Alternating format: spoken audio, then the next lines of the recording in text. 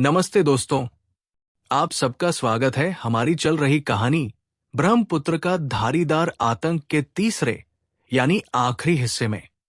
बस याद दिला दूं, ये कहानी उस आदमखोर बाघ की है जिसने असम के ब्रह्मपुत्र के हरे भरे घास के मैदानों में आतंक मचा रखा था। वो साधारण आदमखोरों की तरह कुछ दिनों के अंतराल पर नहीं, बल्कि लगभग हर दिन शिकार करता था। उसकी भूख अजीब थी और उसका आतंक अंतहीन। पूरी कहानी के दौरान हमने उस दौर की झलक देखी है जब असम की जंगली धरती पर रहस्यमयी घटनाएं घटती थी। ये लोक कथाओं से जुड़ी दास्तान है जिसमें कुछ किरदार और जगह के नाम काल्पनिक है। आज हम इस कहानी को उसके अंतिम मुकाम तक पहुंचाएंगे, तो तैयार हो जाइए, क्योंकि आखिरी हिस्सा होने के कारण इसमें रोमांच और भी ज्यादा है। प्रिय दर्शकों, अगर आपने अभी तक चैनल को सब्सक्राइब नहीं किया है तो कृपया कर लें, और अगर आपको मेरी कहानी सुनाने की शैली और ये क्षेत्रीय लोक कथाएं पसंद आ रही है तो कृपया वीडियो को शेयर करें, लाइक करें और कमेंट करना न भूलें। आपका सहयोग ही मुझे नई कहानियां लाने की प्रेरणा देता है।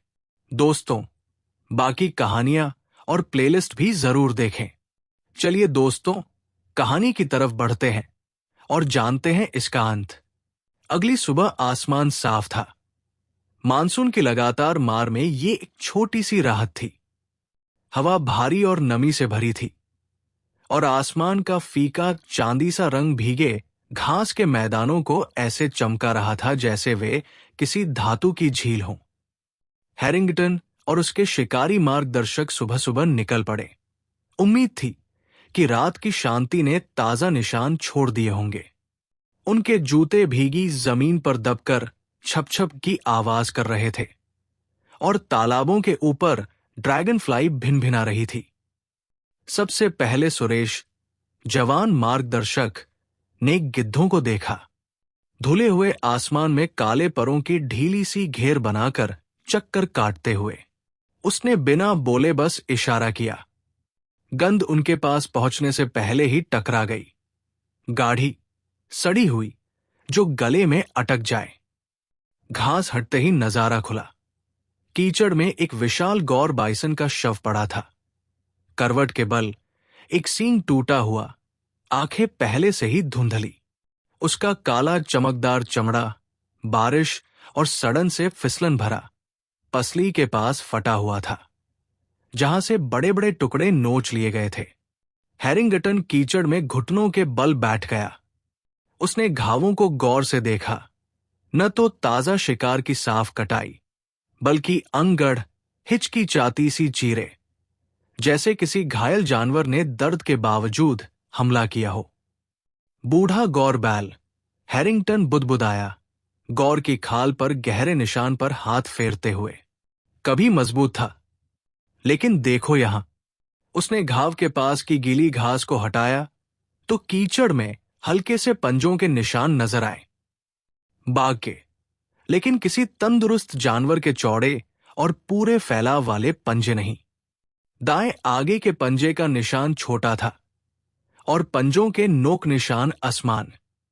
हैरिंगटन ने उन निशानों को कुछ गज तक पीछा किया और वहां पहुंचा जहां बाघ ठहरा था। मिट्टी पर एक खून का दाग, जो गौर का नहीं था। जख्मी है, उसने धीमे स्वर में कहा। शायद पुराना घाव, किसी साही के कांटे से या शिकारी की गोली से। अब तंदुरुस्त शिकार नहीं कर सकता। बूढ़ा मार्गदर्शक करीम गंभीर स्वर में बोला, तो अब ये सबसे धीमे जानवर को चुनता है, और कभी कभी वो इंसान भी हो सकता है। वे कुछ पल चुप खड़े रहे। हवा भीगी घास में सरसराती रही। हैरिंगटन जानता था इसका मतलब बाघ की हालत सुधरने वाली नहीं, बल्कि भूख और लाचारी उसे और दुस्साहसी बना देंगी। उसने आखिरी बार शव को देखा। ये शिकार पिछली रात का था और बाघ लगभग तय था कि फिर लौटेगा। ये उसका सबसे अच्छा मौका था इस बाघ को खत्म करने का। लेकिन मानसून की रोशनी ढल रही थी और इस वक्त बिना तैयारी वही ठहरना आत्महत्या होती। उन्हें अंधेरा होने से पहले मचान बनानी थी। जब वे गांव की ओर लौटे, एक गिद्ध शव के पास और करीब आ गया, गर्दन टेढ़ी करके, मानो इन आदमियों की वापसी पर मुस्कुरा रहा हो। हैरिंगटन ने पीछे मुड़कर उसे देखा। अपने आप से उसने कहा, कल रात मैं यही इंतजार करूंगा, और अगर बाघ आया तो खाने के लिए नहीं, मरने के लिए। दीहिंग घाट नदी के उस मोड़ पर था जहां धारा इतनी धीमी पड़ जाती थी कि नावें पार जा सकें। उस सुबह हवा में भीगे बांस, गीली मिट्टी और ऊपर की चाय बागानों से आती लकड़ी के धुएं की हल्की सी गंध घुली हुई थी। घाट पर एक शादी की मंडली जमा थी। पुरुष सफेद इस्त्री किए धोती में और महिलाएं चमकदार असमिया रेशमी साड़ियों में, जिनमें सुनहरी कढ़ाई बादलों से ढकी रोशनी में भी झिलमिला रही थी। बच्चे लकड़ी के बने घाट पर इधर उधर दौड़ रहे थे, हंसी की चीखें मारते हुए, जिनकी आवाज पानी पर दूर तक जा रही थी। दुल्हन घूंघट में छुपी और लाज से झुकी लाल छाते के नीचे बैठी थी। दूल्हा दोस्तों के बीच खड़ा किसी निजी मजाक पर मुस्कुरा रहा था। यह नजारा मानसून के उस मौसम में एक दुर्लभ उत्सव जैसा था, जो अब तक डर और हानि से भरा हुआ था। नाव देर से आ रही थी। लोग बेकरारी में पैर पटक रहे थे। गीली लकड़ी पर आहट गूंज रही थी। कुछ पुरुष किनारे झुककर गंदले पानी में घूमती कैटफिश देख रहे थे। किसी ने ध्यान नहीं दिया कि घाट के नीचे छायादार चिकनी सतह केवल बहती लकड़ियों को ही नहीं, और भी बहुत कुछ छुपाए थी। शुरुआत एक हल्की सी लहर से हुई। वो मछली वाली लहर नहीं, बल्कि भारी और सोच समझ कर की गई हलचल, जैसे कोई बड़ा जीव सतह के बिल्कुल नीचे सरक रहा हो। एक बच्चा कागज की नाव के पीछे दौड़ते हुए किनारे झुका और ठिठक गया। मां, उसने कहना शुरू किया, उंगली से इशारा करते हुए, पर उसकी मां ध्यान बंटा हुआ उसे चुप करा गई। बाघ ने बिना चेतावनी के हमला किया। अचानक पानी फटा। धारियों वाला मांसल शरीर और गुर्राते जबड़े बिजली सी गति से निकले, और दूल्हे का चचेरा भाई, जो किनारे के सबसे पास खड़ा था, गायब हो गया। एक पल पहले हंस रहा था, अगले ही पल इतनी ताकत से पीछे खींचा गया कि बांस की बल्लियां करह उठीं। उसकी चीख लगभग तुरंत ही थम गई, जिसे एक गहरी उफनती छींट ने बदल दिया। भीड़ में अफरा तफरी फैल गई। औरतें चीखने लगी, बच्चे इधर उधर भाग गए। पुरुष बेताबी में बांस की लाठियां पकड़कर पानी में फेंकने लगे, जैसे किसी तरह उस जानवर को चोट पहुंचा दें। हैरिंगटन वहां मौजूद नहीं था, लेकिन कुछ ही घंटों में खबर उसके पास पहुंच गई। 2 हाफते हुए ग्रामीण, जो कई मील दौड़कर उसके कैंप पहुंचे, टूटे फूटे वाक्यों में कांपते हुए बोले, कैसे बाघ सतह पर आया, आदमी को खींचते हुए नीचे की ओर सरक गया, कैसे पानी लाल हो गया, और कैसे लहरों की सरसराहट में वो जानवर उतनी ही तेजी से गायब हो गया जितनी तेजी से आया था। जब हैरिंगटन घाट पहुंचा, नदी फिर से खाली थी। बस शादी की सजावट का गेंदे का एक बहता हार पानी में तैर रहा था। बांस के घाट पर गहरे पंजों के निशान थे, और कीचड़ में फिसलन, जहां से जानवर ने छलांग लगाई थी। वहां खड़े होकर हैरिंगटन लगभग देख सकता था। बाघ पानी के नीचे छुपा हुआ, उतना ही धैर्यवान जितनी धारा, ठीक ठीक जानता हुआ कि उसका शिकार कहाँ होगा। गांव वाले घाट को जला देना चाहते थे। हैरिंगटन ने मना किया, अगर बाघ ने इसे एक बार इस्तेमाल किया है तो वो दोबारा भी करेगा, और अगर किया तो मैं यही रहूंगा। लेकिन वो अगली रात की बात थी। फिलहाल नदी बहती रही, चुप, गहरी और रहस्यमयी, जैसे कुछ हुआ ही न हो। घाट पर हुए हमले के अगले दिन ब्रह्मपुत्र के मैदानों के ऊपर एक फीका, दम घोंटू आसमान छाया हुआ था।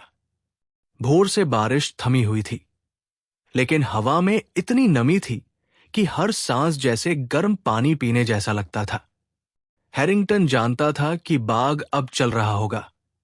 भूख उसे आगे बढ़ा रही थी और हालिया शिकार ने उसे इतना साहसी बना दिया था कि वो जल्द ही फिर वार करेगा। उन्होंने चारे की जगह बहुत सोच समझ कर चुनी। हाथी घास के बीच एक ऊंचे टीले पर अकेला खड़ा बबूल का पेड़, जिसकी ऊंचाई हैरिंगटन के कंधे तक भी आती थी। यहां की जमीन आसपास के दलदली इलाके से ज्यादा सख्त थी और पेड़ के पास से एक संकरी मवेशियों की पगडंडी सीधी गुजरती थी। बाघ के आने जाने के लिए एकदम सही रास्ता। ट्रैकर्स ने एक भैंस को डाल के नीचे बांध दिया। उसके पैर कांप रहे थे और वो तेज, घबराई हुई आवाजें निकाल रही थी। हैरिंगटन को जिंदा चारा इस्तेमाल करना अच्छा नहीं लगता था, लेकिन इतने चालाक शिकारी के खिलाफ और कोई तरीका नहीं था। दोपहर तक आसमान पर बैंगनी बादल छाने लगे। हैरिंगटन मचान पर चढ़ गया, बांस से बंधा एक साधारण सा ऊंचा मंच, और अपनी डॉट 450 डबल राइफल को घुटनों पर टिकाकर बैठ गया। करीम भी उसके साथ था। बूढ़े ट्रैकर की आंखें घास में जरा सी हलचल ढूंढ रही थी। मैदान की आवाजें हवा में गूंज रही थी। कीड़ों की धीमी गुनगुनाहट, कभी कभी तालाब के बगुले की टरटर और दूर कहीं जल भैंस की गरज। जैसे ही अंधेरा हुआ, आवाजें बदल गई, तेज और नुकीली हो गई, क्योंकि रात के जीव दिन वालों की जगह ले रहे थे। भैंस बेचैन होने लगी, रस्सी खींचते हुए, और ज्यादा आवाजें निकलने लगी। करीम ने फुसफुसाकर कहा, कुछ पास है। हैरिंगटन ने कान लगाए। पहले तो कुछ सुनाई नहीं दिया, बस हवा में घास की मुलायम सरसराहट। फिर आ गया, बेहद हल्का, लगभग सुनाई न देने वाला, गीले तनों में से कुछ बड़ा सा फिसलता हुआ स्विश स्विश की आवाजें। ये हवा की दिशा से आ रहा था, जहां से बाघ उनकी गंध सूंघ सकता था, लेकिन खुद नजर में नहीं आता था। मिनटों ने एक घंटे का रूप ले लिया। घास फिर से हिली, अब और पास, फिर शांत हो गई। भैंस ठिठक गई, उसकी आंखें फैल गई, अंधेरे में ताक रही थी। हैरिंगटन ने राइफल की पकड़ कस दी, लेकिन बाघ ने हमला नहीं किया। वो गोल गोल घूम रहा था, नजर से बाहर रहते हुए, हवा को परखते हुए। हैरिंगटन को बस एक झलक मिली, अंधेरे में नीचे चमकती हरी आंखों के दो बिंदु। करीम की फुसफुसाहट सांस जैसी हल्की थी। ये जानता है। बादल हटे और घास पर चांदनी की एक पतली किरण पड़ी। उसी फीकी रोशनी में हैरिंगटन ने देखा, बस एक धड़कन भर के लिए, एक विशाल आकृति नीचे झुकी हुई, पूंछ हल्के हल्के हिलती हुई, और फिर वो गायब। न कोई आवाज, न कोई सरसराहट। घंटे बीत गए। भैंस की आवाजें कमजोर होकर बस कभी कभी की हल्की आवाज में बदल गई। हवा ठंडी होने लगी, चांद फिर बादलों में छुप गया और घास स्थिर हो गई। सुबह हुई तो चारा जिंदा था, बिना छुए। बाघ उतनी ही खामोशी से गायब हो गया था जितनी खामोशी से आया था, बस कीचड़ में गहरे पंजों के निशान और एक अजीब, लगभग छूने लायक एहसास छोड़ते हुए कि वो बेहद बेहद करीब था। हैरिंगटन नीचे उतरा, जबड़ा कसा हुआ। बाघ ने अपना खेल अच्छे से खेला था, परखा, सीखा और फिर पीछे हट गया। लेकिन अगली बार हैरिंगटन ने कसम खाई, उन दोनों में से कोई एक जिंदा नहीं बचेगा। बागमारी के ऊपर का संध्या आकाश पिघले हुए तांबे जैसा रंग लिए था, जिसमें गहरे बादलों की लकीरें थी जो और बारिश का संकेत दे रही थी। हैरिंगटन सुबह होने से पहले से ही बाघ का पीछा कर रहा था, ऐसे संकेतों का अनुसरण करते हुए जो इतने हल्के थे कि केवल करीम और बाकी दो ट्रैकर ही उन्हें देख सकते थे। एक टूटी हुई सरकंडे की डंडी, हल्की बारिश से धुंधला हुआ पंजों का निशान, रेशम पास के पेड़ पर आधा खाया हुआ लंगूर का शव।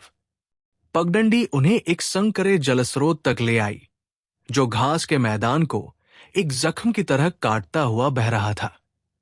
मानसून से फूलकर ये कमर गहरे तेज बहाव वाले पानी की एक पट्टी बन गया था। इसके पार जमीन थोड़ी ऊंचाई पर उठती थी और वहां एक विशाल बरगद का पेड़ खड़ा था, जिसकी लटकती जड़ों ने धरती को किसी प्राचीन देवता की उंगलियों की तरह जकड़ रखा था। करीम ने हाथ उठाकर झुकते हुए कहा, यहीं, और पानी के किनारे की गीली मिट्टी की ओर इशारा किया। पंजों का निशान ताजा था, अब भी धीरे धीरे भूरे पानी से भर रहा था। हैरिंगटन की धड़कन तेज हो गई। बाघ पास था। वे सावधानी से धारा पार करने लगे। पानी उनकी टांगों को खींच रहा था। ठंड उनके शरीर में चुभ रही थी। दूसरी ओर की घास कुछ जगहों पर चपटी थी, शायद शिकार का स्थल या आराम की जगह। हवा में हल्की सड़ी हुई गंध तैर रही थी, जो भीगी मिट्टी की महक में घुली थी। आगे कहीं एक मैना ने तीखी चेतावनी की आवाज दी, फिर दूसरी ने भी। जंगल उन्हें वही बता रहा था जो वे पहले से जानते थे। शिकारी देख रहा था। हैरिंगटन ने चुप रहने का इशारा किया और आगे बढ़ा, बंदूक तैयार। हमला बिना किसी चेतावनी के आया। नारंगी और काले रंग की एक लपट बरगद की जड़ों से फूटी, जैसे फटा हुआ कैनवास अचानक कानों के पास फट गया हो। बाघ ने उसे कीचड़ और पानी की छींटों के बीच धक्का देकर गिरा दिया और वो चैनल में जा पड़ा। उसकी बंदूक फिसलकर उथले पानी में जा धंसी। दुनिया अराजक हो गई। पानी उछल रहा था, पंजे चीर रहे थे, गरम सांस उसके चेहरे पर पड़ रही थी। हैरिंगटन का हाथ कीचड़ में टटोलता रहा, जब तक कि उसे बंदूक का कुंदा नहीं मिल गया। वो लुढ़का और बाघ के फिर से झपटने पर नली ऊपर की ओर धकेली। जबड़े उसके गले से कुछ इंच दूर बंद हो रहे थे। पहली गोली गूंजते हुए चली, बंद जगह में कान सुन कर देने वाली आवाज। झटका उसके शरीर में दौड़ गया और चमक में एक पल के लिए बाघ का चेहरा दिखा। आंखें जलती हुई, गीली मूछें, दांत खुले हुए। गोली लगी, पर जानलेवा नहीं थी। बाघ दहाड़ा, पीछे हटा। उसकी चीख ऊपर गरजते बादलों के साथ मिल गई। वो फिर आया, इससे पहले कि हैरिंगटन दोनों नलियों को भर पाता। उसने दूसरी गोली लगभग अंदाजे से चला दी, जिसकी आवाज अचानक बरस पड़े मूसलाधार बारिश में खो गई। इस बार जानवर लड़खड़ाया, लेकिन घायल होकर भी वो भयावह था। वो नीचे झुककर गरजता रहा। उसकी पूंछ गीली घास में चाबुक की तरह लहराती रही। हैरिंगटन के हाथ कीचड़ और खून से फिसलते हुए नए कारतूस भरने की कोशिश कर रहे थे। फिर एक आखिरी गहरे गले से निकली गुर्राहट के साथ बाघ झपटा और हैरिंगटन ने बंदूक टिकाए आखिरी बार ट्रिगर दबा दिया। गोली बिल्कुल पास से चली। टक्कर से बाघ किनारे की ओर धकेला गया और चैनल में गिर पड़ा। एक पल के लिए पानी उसकी धारियों से भरी देह के चारों ओर उफान मारता रहा और फिर शांत हो गया। उसका विशाल सिर सतह के नीचे चला गया और भूरे पानी में कुछ बुलबुले फूटे। बारिश जैसे तुरंत थम गई, मानो मानसून ने भी अपनी सांस रोकी हुई हो। हैरिंगटन हामफता हुआ खड़ा था।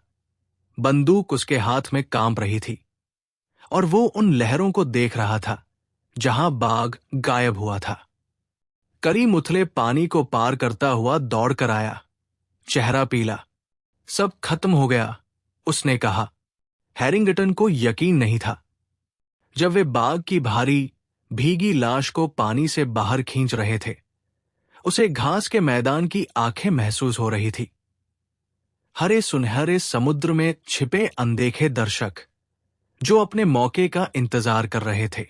सुबह की पहली किरण धीरे धीरे ब्रह्मपुत्र के मैदानों पर फैली। भीगी हुई घास के मैदानों पर हल्के सुनहरे रंग की परत बिछा गई। धुंध जमीन के पास लिपटी हुई थी। हाथी घास के बीच भूतिया लहरियों की तरह लहराती हुई। हवा में गीली मिट्टी और दूर दराज की झोपड़ियों से उठते लकड़ी के धुएं की मिलीजुली गंध थी। बागमारी के बीचों बीच एक भीड़ इकट्ठी थी। औरतें, मर्द और बच्चे एक चौड़े घेरे में खड़े थे, बाघ के शव के चारों ओर, जिसे जमीन के समतल टुकड़े पर लिटाया गया था। उसकी खाल, जो अभी भी नदी के पानी से नम थी, सुबह की धूप में चमक रही थी। नारंगी जैसे आग की लौ, धारियां उतनी ही गहरी जितनी परछाइयां। हैरिंगटन थोड़ा अलग खड़ा था, अपनी बंदूक पर झुककर। उसके कपड़े अब भी कीचड़ से सने थे, हाथ लड़ाई से छिले हुए। उसने पहले भी खतरनाक जानवरों का सामना किया था, मगर कभी ऐसे नहीं, जो इतने सारे इंसानी जीवनों का बोझ अपने साथ लिए हो। गांव वाले धीरे धीरे आगे बढ़े। कुछ ने शव के पास जमीन पर थूक दिया, तिरस्कार का इशारा। कुछ ने हाथ बढ़ाकर उसकी करवट को छुआ, मानो खुद को यकीन दिला रहे हो कि ये सचमुच मर चुका है। दूधिया आंखों वाला एक बूढ़ा बुदबुदाया, ये जंगल की आत्मा थी, इसे कोई गोली नहीं रोक सकती थी। लेकिन बच्चों का हाल सबसे ज्यादा कहने वाला था। वे चुपचाप बड़ी बड़ी आंखों से अपनी माओं की साड़ियों को थामे खड़े थे। उनके लिए ये केवल एक शिकारी का अंत नहीं था, ये उस आजादी की वापसी थी जिसे वे मुश्किल से याद कर पाते थे। बिना डर स्कूल जाने की, पानी भरने की, बिना पीछे मुड़कर देखने की। करीम बाग के पास घुटनों के बल बैठ गया और उसकी कंधे पर बने गहरे जख्म को उंगली से टटोलने लगा।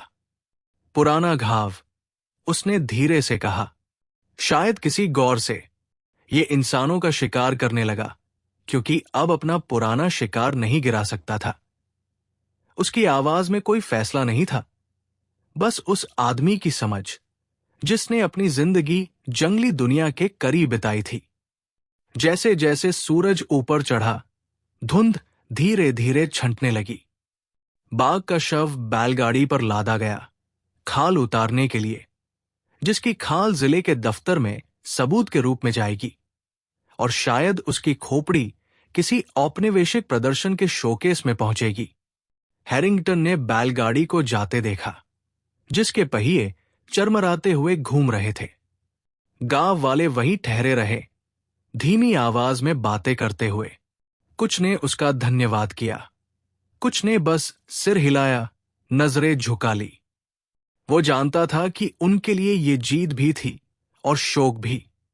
बाघ एक हत्यारा था, लेकिन वो उनकी दुनिया का हिस्सा भी था, ब्रह्मपुत्र जितना ही इस धरती का एक जीव।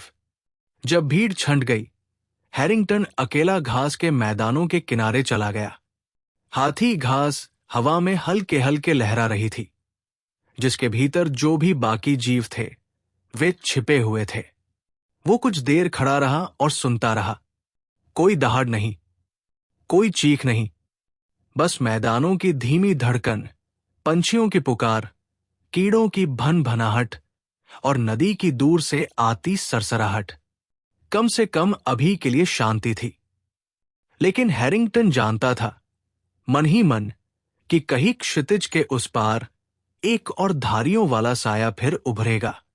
प्रिय दोस्तों, हम अब पहुंच चुके हैं इस रोमांचक और साहसिक कहानी के अंत पर। उस आदमखोर बाघ की कहानी, जिसने असम के ब्रह्मपुत्र के हरे भरे घास के मैदानों में आतंक मचाया था।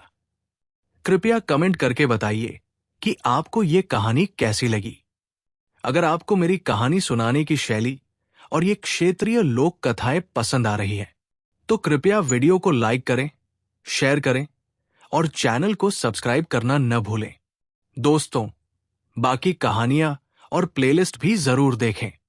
मैं जल्द ही एक और रोमांचक, साहसिक और दिलचस्प कहानी लेकर लौटूंगा। तब तक के लिए अलविदा और अपना ख्याल रखें।